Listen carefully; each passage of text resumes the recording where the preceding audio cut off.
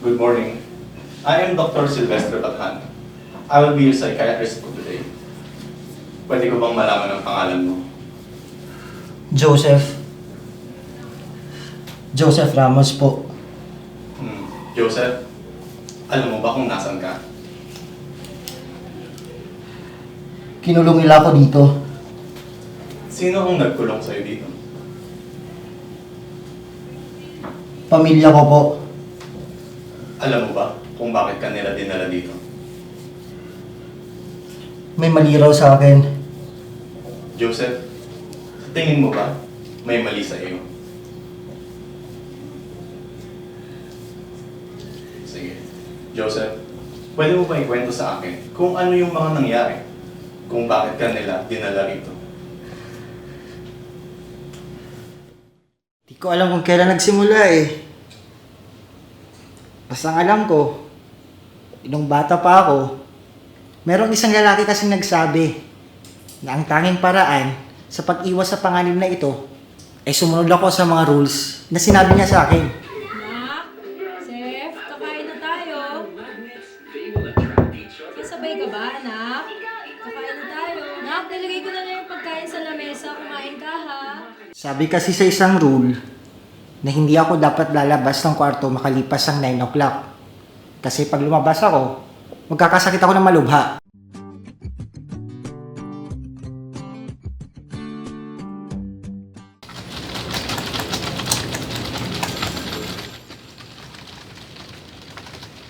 Joseph, kailangan mo nga palang tapusin to. Last time, past deadline ka na rin. Nako, di pwede yan Alam mo ba kung na naman napagalitan ni boss? Dahil hindi ka na naman nagpasa on time? Ano ba yan, Joseph? Dapat responsible ka sa ginagawa mo. Joseph, what's the matter with you? Ano ba nangyayari? Dapat, di ba? Sinabi kasi ng lalaki sa panaginip ko Napasa ka on time? Ako yung na hindi supervisor. dapat ako magpahawak sa balikat. Pasahan mo ako. Ito ang kahinaan ko. Joseph, what's wrong with you? At kapag hinawakan ako doon, Okay ka lang ba? mapupuno ng dumi ang utak ko. Joseph, Alam kong hindi nila ako maintindihan. Pero kailangan itong gawin para sa kaligtasan ko. OA mo naman, naghuhugas naman ako ng kamay, no? O siya, magtrabaho ka na nga lang dyan. Naku ma'am, hindi ho. Sorry. Sorry. Joseph, balik ka na. Kain na.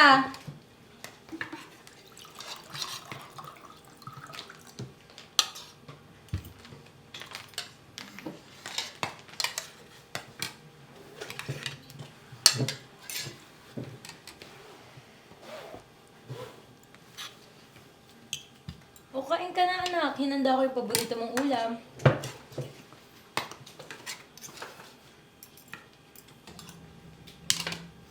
Oh, Joseph, buti sinamahan mo kami kumain ngayon. Parati ka nang kulong sa kwarto mo eh. Paano magkaka-girlfriend yan, anak? Oo nga, anak. Kailangan pa magdadala ng babae dito. Hindi pa naman po 9 o'clock. Pwede pa akong lumabas ng kwarto po. Naku naman ate! Hindi mo man lang tinagpandinig mo? Paano tong pagkain ko? Naku, sorry. Wala naman akong sipon eh. Hindi ka naman makahawak. Naman eh! Kaya ngayon lang sumasabay sa'yo sa pagkain eh!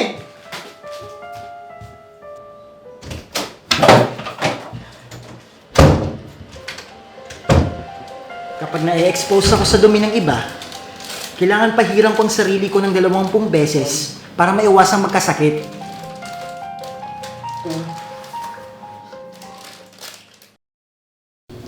Joseph, sinabi din ba ng lalaki sa panaginip mo na kailangan mo magsuot ng latex gloves? Oo. Sa tuwing Tuesday at Thursday po.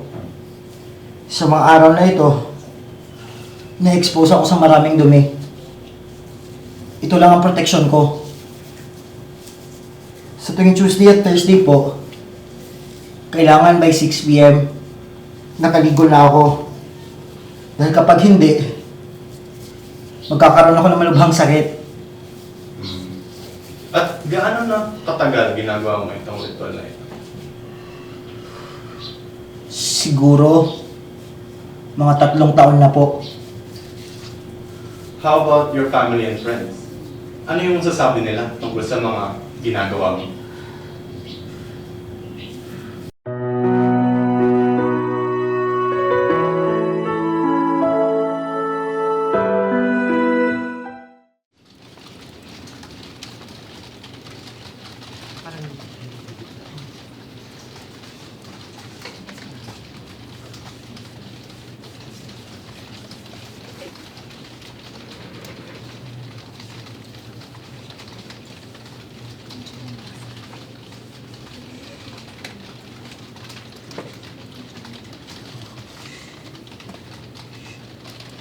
Gerald?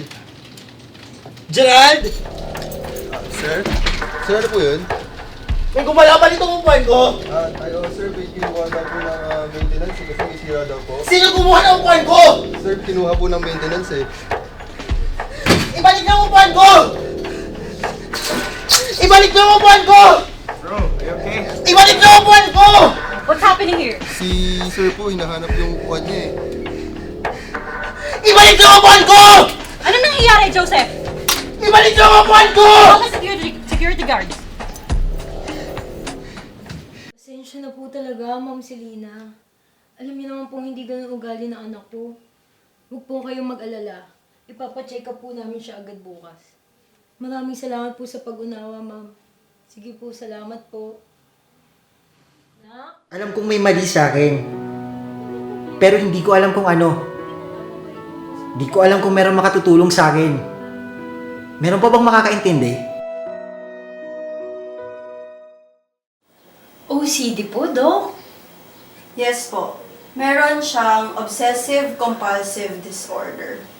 So, siya ay nagkakaroon ng obsession about being contaminated or yung mga sabihin na nating maduduming bagay.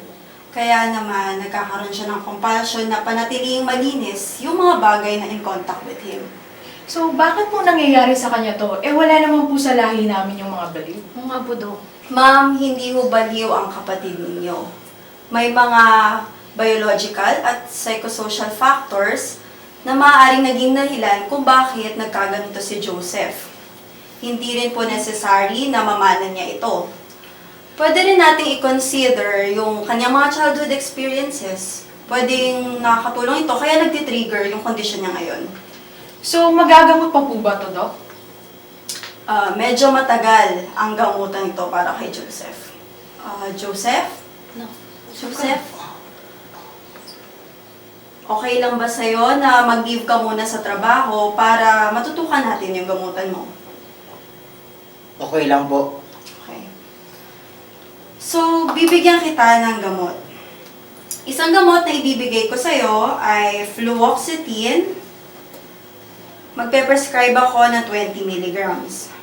Kailangan mo itong inumin isang beses sa isang araw. Makakatulong to sa'yo.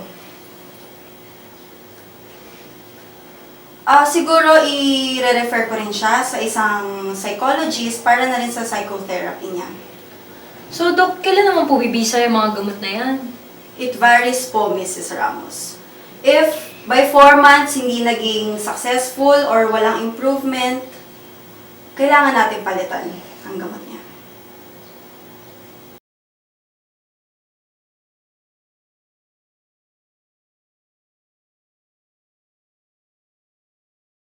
Walang trabaho, walang kaibigan, walang kwenta. Ako lahat yun. Nakakawala ng ganang mabuhay. Para saan pa? Kung ganito naman ako, pakiramdam ko, sinusukan ako ng pamilya ko. Isa akong malaking kahiyan. Usap-usapan na siguro kami ng buong barangay. Anak, dala ko ng pagkain mo. Hindi mo na naman kinain yung tanghalian mo. Ay, ayan na naman siya. Ang nanay kong dakila. Isa siyang batikang aktres. Ang galing-galing niyang magpanggap na nag-aalala siya sa akin. Kung alam ko lang, kinamumuhian niya ako at ang kondisyon ko. Anak, huwag mo naman katumin sarili mo. Di ako gutom! Hindi na pwede to. 3 araw ka nang di kumakain. Papasok na ako. Huwag kang papasok dito! Huwag kang papasok! Mamamatay ka. Mamamatay ka. Bakit mo sila pinapasok? Di ba sabi ko sa'yo, huwag mo silang papasukin? Ang tumi-tumi nila. Ang tumi-tumi nila. Mamamatay ka. Mamamatay ka. Joseph, itong in-check sa'yo is 25 milligrams risperidone. Makakatulong ito para mapakalma ka o kaya sa tuwing na-overwhelm ka sa mga naiisip mo. Bumalik ka dito after 2 weeks for your next dose. Mr. and Mrs. Ramos, I highly advise na i-admit natin si Joseph sa isang psychiatric institution. Para na rin po ito sa kaligtasan ni Joseph. Ayaw po namin, Dok. Ayaw makita na kukulong dito ang anak ko parang hayop. Sir, mahirap pong tutukan ang kondisyon ni Joseph. Mawalang galang na po, Dok. Pero kaya po namin alagaan si Joseph. Ibigay niyo na lang po sa amin reseta. Kami na po ang bahala sa kanya.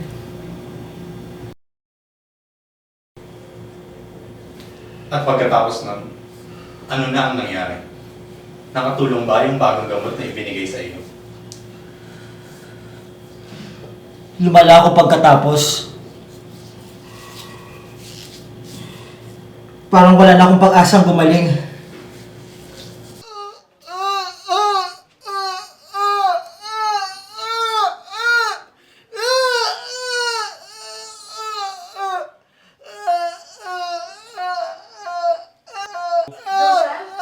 Joseph! Joseph! Ano nangyayari sa... Diyos ko po! Ma! Pa! Si Joseph po! Anak! Ano nangyayari sa'yo? Dali natin siya sa ospital! Anak! Diyos ko po! Joseph Ramos, 24-year-old male, clinically diagnosed with OCD 6 months ago and on maintenance with fluoxetine or risperidone. BP 190 over 100. Temperature 40 degrees Celsius. Heart rate 130 beats per minute. Ganito pala ang feeling ng mamamatay. Okay naman pala eh. Di naman pala masakit. Walang kwenta naman ang pagkatao ko. Kaya mas mabuti pang mawala na ako. Nurse, restrain the patient's arms and legs. Initiate 100% oxygen. Administer rapid IV dantrolene.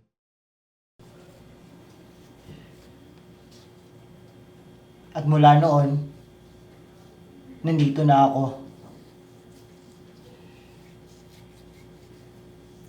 So Joseph, how do you feel now? Di ko po alam. How about your family? Kailan yung huling bisita nila? Noong nakarang linggo po, binisita pa ko ni nanay. Kamusta naman yung pag-uusap ninyo? Meron ka pa rin bang nararamdaman na negatibo para sa kanya? Hindi ko po alam.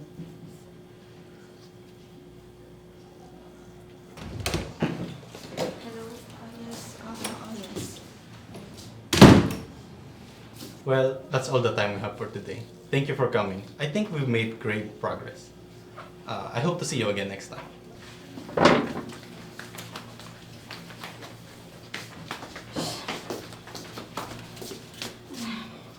Oh, Dr. Ramirez, nandito po pala kayo. Pasensya na at medyo na-late ako. Meron pa kasi akong inadmit na pasyente. So, okay, simula na tayo. Kamusta ka naman ngayon, Baste? I'm doing great, Doktora. Kakatapos ko nga lang po dun sa isa kong pasyente. Pasyente? Yes, Doktora. It was a case of OCD with a psychotic episode. Nagkaroon nga po siya ng side effects. So, anong ginawa mo dito habang wala ako? Doktora, I just told you. I was handling my patient. Baka nga po nakasalubong nyo on your way in. How about yesterday? Anong ginawa mo dito? Yesterday, may pasyente din po ako. PTSD naman po. Bakit nyo po ba tinatanong? Baste, wala kang pasyente. Doktora, ano po bang sinasabi ninyo? Hindi mo ba naaalala kung asan ka ngayon? Doktora, nasa clinic ko po tayo. Hindi.